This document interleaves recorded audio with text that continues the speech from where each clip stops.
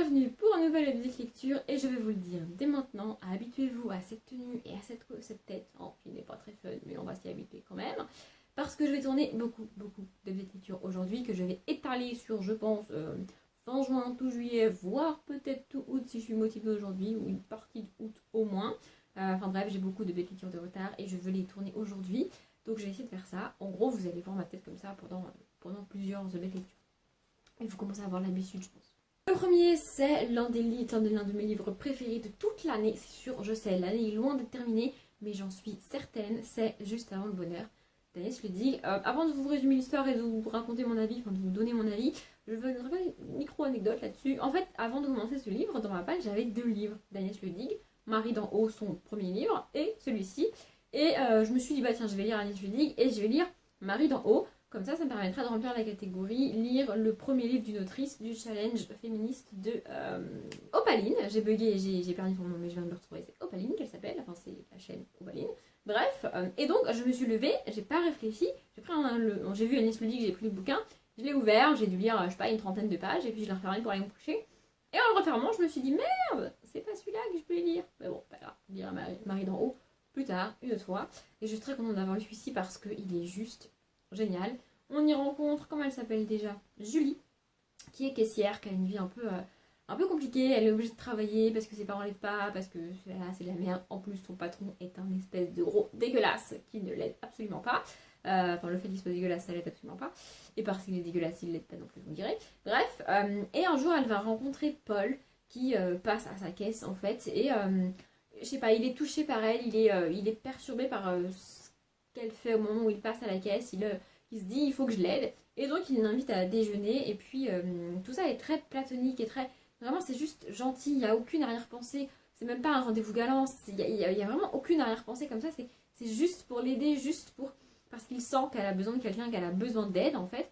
Donc il l'invite à déjeuner et puis elle lui dit qu'elle va avoir des jours de vacances où il lui parle du fait qu'il va partir en Bretagne avec son fils, enfin je sais plus, un truc comme ça. Et en gros il finit par lui proposer de l'emmener avec lui et à partir de là ils vont voyager tous les trois, Paul, son fils et Julie. Et cette histoire est juste magnifique, elle est juste ultra touchante. Ayez le cœur extrêmement bien accroché quand vous allez démarrer ce livre parce que on ne s'y attend pas. En tout cas, moi, je me suis pris ça mais en pleine face. J'avais absolument pas anticipé ce délire-là. Et j'ai fini effondrée en larmes. Hein, c'est pas une grande surprise avec Agnès Leudig, vous me direz. Mais voilà, ayez le cœur bien accroché si vous voulez lire ce livre, vraiment, parce que c'est extrêmement touchant, extrêmement douloureux à lire. Et ça n'empêche que j'adore. Voilà. Alors, vous le savez, si vous avez vu plusieurs de mes vidéos, plusieurs de mes lectures, plusieurs de mes zooms sur des livres, j'adore les livres tristes, j'adore les livres qui finissent mal. C'est comme ça, faut pas chercher. Mais Agnès Leudig est très forte parce qu'elle me fait aimer ses personnages à un point que je ne veux pas que ça finisse mal pour eux. Alors que j'adore les fins tristes. Hein, voilà. Elle me retourne complètement le cerveau. C'est une catastrophe cette autrice. Je sais pas comment elle arrive à faire ça. Mais elle est juste géniale. Voilà, j'ai pleuré, j'ai chialé au point de ne plus voir ce que je lisais. Voilà, ce livre est un espèce de tsunami. Je ne sais pas comment elle arrive à faire ça. Et surtout, j'aimerais réussir à comprendre comment elle arrive à rendre ses personnages aussi humains et aussi touchants. Parce qu'ils sont tellement réalistes qu'on a l'impression qu'ils sont devant nous, en fait. Qu'on pourrait les toucher tellement ils sont réalistes, en fait. Ils s'expriment de manière normale, en fait. Il n'y a rien de... Tous les dialogues pourraient avoir lieu dans la vraie vie, chose qui est très rare dans les livres. Hein. D'accord, les dialogues en général sont écrits et ça se voit, plus ou moins selon les livres, mais tu te dis toujours dans un coin de ta tête que dans la vraie vie, le dialogue, il n'aurait pas lieu comme ça. Alors que là, là si en fait. Dans la vraie vie, le dialogue, il aurait lieu exactement comme elle l'a écrit. Et c'est juste génial, vraiment. Il y a un personnage dont je ne vous ai pas parlé, qui est dans ce livre. C'est volontaire de ma part pour ceux qui l'ont lu, parce que j'estime que dire la présence de ce personnage, ce serait trop en dire. Donc voilà, il y a un personnage en plus dans ce livre important que je n'ai pas cité et que je vous laisserai découvrir. Et encore une fois, je vous encourage à lire ce livre d'Agnès Leudig en particulier et tous les autres livres d'Agnès Leudig de manière générale dans votre vie. Sinon, vous avez raté votre vie. Et ensuite, on passe à Crépusculeville de Lolita Peel. Pour ceux qui ne le sauraient pas, Lolita Peel est l'autrice de Elle, mon livre préféré de tous les temps. Par rapport à ce que je viens de dire avant, c'est un livre triste qui finit mal, qui n'est pas hyper easy à lire, qui aborde des sujets compliqués. Je parle de Elle évidemment, mais c'est mon livre préféré de tous les temps. Et à ce jour, j'ai lu pour la première fois Elle quand j'avais 16 ans et je l'ai relu quand je devais avoir peut-être 22 ans ou 23 ans, je sais plus. il n'y a pas très très longtemps, même si je commence à vieillir, bref. Et je l'aime toujours autant, voilà. Il reste mon livre préféré et je suis pas certaine qu'un jour un livre le batte. Donc j'étais à peu près sûre d'aimer ce livre-là, puisque c'est Lolita Peel, et que j'ai aussi lu Bubblegum de la même autrice que j'ai adoré. Et donc celui-ci c'est son 3e livre, et à ce jour elle n'a écrit que ces 3 livres-là. Je suis très triste personnellement, et bref. Et je n'ai pas du tout accroché. Dans le prologue, on va rencontrer un obèse qui se replie chez lui et qui meurt. Tout seul, comme ça. Voilà. Et ensuite, on va suivre un flic. Et j'ai pas compris le délire. En fait, j'ai lu 46 pages et je suis complètement larguée. Je sais pas si on parle d'une espèce de blackout, est-ce que c'est une dystopie, est-ce que c'est de la fantaisie. Il y a toute une histoire sur le paraître et le physique des gens, sur ce qu'il faut faire, ne pas faire, dire, ne pas dire. Tout est... clairement, c'est une dystopie, je pense, parce que tout a évolué de telle sorte à ce que on t'aide pour tout. T'as plus besoin de faire d'efforts pour rien, en gros. Et nous, on va suivre ce flic. Alors, je sais même plus ce qu'il fait dans sa vie. Mais je m'en fous, en fait. J'ai pas compris en quelle année on était, quelle évolution il y avait eu par rapport à nous. Je sais pas, je comprends pas. J'ai pas tout compris à ce qu'elle m'a dit. Et au bout d'un moment, quand je ne comprends pas où on est, ce qu'on fait, qu'est-ce qui se passe, en quelle année, les trucs, les machins, moi, ça me saoule. Voilà. J'ai pas réussi à lire. Et surtout, ce qui m'a fait abandonner le livre, c'est que je n'ai pas retrouvé le style de l'autrice. Dans Hell et dans Bubblegum, elle est capable de t'écrire une page entière, voire plus, avec une seule phrase. C'est comme ça qu'elle écrit et c'est un truc que j'adore. Clairement, ça passe ou ça casse. Soit on aime, soit on n'aime pas. Il n'y a pas de milieu avec Lolita Peel, je pense. Et moi, j'adore ce style-là. J'adore. Je trouve que c'est encore plus poignant et encore plus percutant pour les histoires qu'elle met en place. Son style à elle. Et là, là on l'a pas, en fait. Du coup, j'étais là, mais je suis sûre que je lis de Lolita Peel. Vous êtes sûre que ça a été écrit par Lolita Peel? C'est pas possible, en fait. Ça n'a pas de sens, en fait. Dans Bubblegum, on a un peu le même genre de dystopie truc. On a comment dire, un truc narratif qui est mis en place tout au long du livre. Je vais pas vous dire quoi, sinon ça vous spoilerait la fin. Qui fait que on sait que c'est pas vraiment la réalité et ça se passerait peut-être pas comme ça dans la réalité, mais c'est fait comme ça pour dénoncer quelque chose et pour mettre en avant quelque chose qu'on fait tous les jours nous et qu'il faudrait qu'on arrête de faire tous les jours nous. Mais le style de l'autrice est présent et sert l'histoire, comme je l'ai dit tout à l'heure. Et là, c'est pas le cas. Là, j'ai pas retrouvé ça. J'ai été triste, déçue. Voilà, je sais pas comment le dire autrement. Et j'avais beau essayer de me forcer, essayer d'avancer dans le livre, essayer de m'intéresser à ce qu'elle me racontait, je n'y arrivais pas. Donc je suis dégoûtée et je suis très triste de ne pas avoir aimé ce livre-là. Mais c'est comme ça.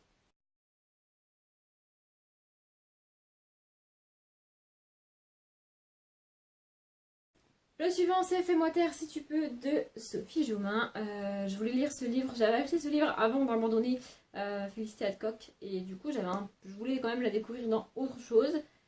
Et franchement, c'est pas possible, c'est tout ce que je déteste dans un livre. Vraiment, je supporte pas, ça me fatigue. On va y rencontrer une jeune fille qui s'appelle, je sais même plus comment, mais en fait, on s'en fout. Je crois qu'elle s'appelle Louise, bref. Elle est fleuriste et on la suit principalement dans les décorations de salles et d'églises pour les mariages. Donc elle travaille dans un petit magasin de fleuriste, elle a sa patronne et tout et tout. Et je supporte pas ce genre de livre. J'ai lu 93 pages. Et pendant 93 pages, la meuf passe son temps à t'expliquer que sa vie, c'est de la merde. Elle t'explique qu'elle est célibataire, que c'est de la merde, qu'elle n'arrive pas à sortir, que ça la fait chier, que son travail, ça la saoule, que franchement sa patronne, elle est conne, qu'elle pourrait pas s'en sortir sans elle, qu'elle passe son temps à la rabaisser, que tout est sa faute, que blablabla. Genre, en fait, face à toutes ces critiques et tous ces trucs sur sa vie, j'ai envie de lui dire, meuf, si ta patronne, elle ne peut pas se débrouiller sans toi, et bah quitte-la, ouvre ta propre boutique, fais pas chier, va dans une autre boutique, m'emmerde pas en fait. Si tu veux un mec, bah trouve-le. Si tu veux sortir, bah mets-toi à sortir. Arrête de me casser les couilles. C'est pareil, à un moment donné, elle t'explique qu'elle va à un dîner d'amis, que ça la fait chier, mais qu'il faut le faire parce que c'est la famille, et gna mais ta gueule en fait. Enfin, soit tu veux pas le faire et tu le fais parce que c'est la famille, et dans ces cas-là, t'arrêtes de me gonfler avec ton je fais un effort, blablabla. Soit tu veux pas le faire, tu le fais pas et tu me casses pas les couilles avec ça. Je suis désolée, mais ce genre d'héroïne, moi, ça me fatigue. Vraiment, je supporte pas les héroïnes qui passent leur temps à m'expliquer que leur vie c'est de la merde et qui ne font rien pour bouger les choses. Ça me fatigue. Voilà, j'ai envie de les tarter. En plus de ça, au tout début du livre, elle rencontre un mec. Alors évidemment, on a capté. Franchement, au bout de 5 pages, on a capté ce qui allait se passer. Vraiment. Et à la 93e page, l'autrice commence à peine à mettre en place ce que toi tu sais qui va se passer depuis le début en fait. Et pendant 93 pages, la meuf s'est plainte.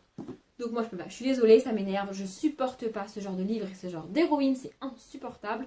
Depuis j'en ai lu au moins un autre qui est comme ça, j'ai essayé de pas en parler en vidéo parce que j'ai été moins loin de 93 pages et je vois pas l'intérêt de vous parler de 100 000 livres que j'ai abandonnés pour la même raison. Je ne supporte pas les héroïnes comme ça me fatigue, j'ai envie de leur dire ta gueule, me fais pas chier. Voilà, donc comme ça c'est cash, comme ça c'est dit. Si vous c'est votre kiff, et ben faites-vous plaisir, hein, voilà, on va suivre une héroïne qui t'explique au début que sa vie c'est de la merde, et puis ensuite elle rencontre l'homme de sa vie, et pouf, c'est magique. Franchement, j'ai rien contre vous, vraiment, je le dis pas avec un sarcasme ou quoi, si vous aimez ce genre d'histoire, allez-y, foncez, faites-vous plaisir, moi ça m'énerve. Et on va finir avec un truc un peu plus positif, le tome 5 des désastreuses aventures des orphelins Baudelaire, donc piège au collège de Lemony Snicket. Ça va être un peu compliqué pour moi parce que depuis j'ai lu le tome 6 dont je vous parlerai pour moi dans quelques heures, mais pour vous dans quelques semaines, bref. Du coup, ici on va retrouver donc Violette, Klaus et Pruny, pour ceux qui ne sauraient pas et qui vivraient sur Mars. Dans cette saga, on va suivre donc Violette, Klaus et Pruny qui au tout début du tome 1 deviennent orphelins. Merci Audrey. Et donc dans chaque tome, on va les suivre, ils vont être mis chez un nouveau tuteur, je crois que ça s'appelle comme ça, je sais plus. Ils vont être adoptés par de nouvelles personnes, sauf que tout au long de la saga, on a le grand méchant qui passe leur temps à les poursuivre et qui à chaque fois les chasse de famille en famille. C'est pour ça que dans un tome suivant, ils vont dans une nouvelle famille, dans un nouvel endroit et tout. Et ici, ils sont mis sous la garde d'un... Non. Je crois qu'ils sont tout simplement mis dans un pensionnat parce qu'on n'a pas trouvé d'autres amis pour les accueillir. Je crois que c'est un truc comme ça. Ou alors, je crois qu'ils sont mis sous la garde du directeur du collège. Et du coup, ils vont au collège. Je crois que c'est un truc comme ça. Je sais plus trop. Mais en gros, ils atterrissent dans une espèce de pensionnat collège. Où ils sont logés dans une espèce de tout dégueulasse. Vraiment. Et ils vont rencontrer, pour la première fois de la saga, ils vont rencontrer d'autres personnages de leur âge. Et avec qui ils vont nouer des liens. J'ai trouvé ça cool parce qu'on est quand même au 5e tome. Et on les suit depuis pas mal de temps.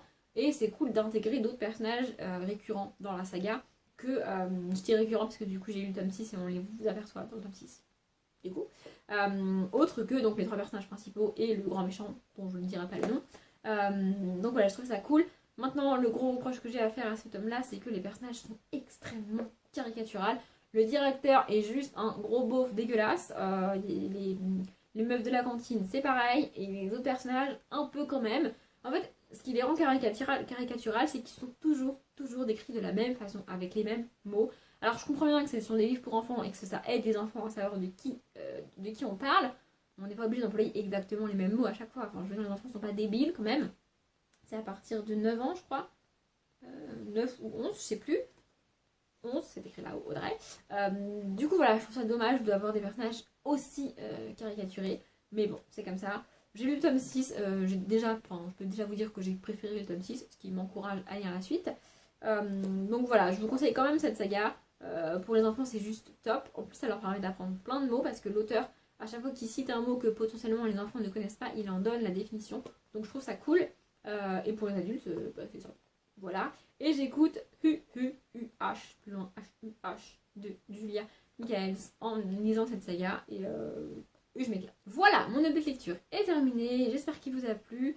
N'hésitez pas à me dire si vous avez lu ces livres-là ou d'autres livres. Et je vais le relire encore une fois parce que je voudrais le laisser personne. Ne le prenez pas personnellement pour mon avis sur le Sophie de main. Ça n'engage que moi. Et j'ai jamais rencontré personne d'autre que ça énerve à ce point-là les héroïnes comme ça. Mais moi, c'est mon cas. Voilà, bref. Je vous laisse là. Comme d'habitude, je vous souhaite une bonne journée, un bon après-midi, un bon appétit ou une bonne nuit. Et je vous dis à bientôt.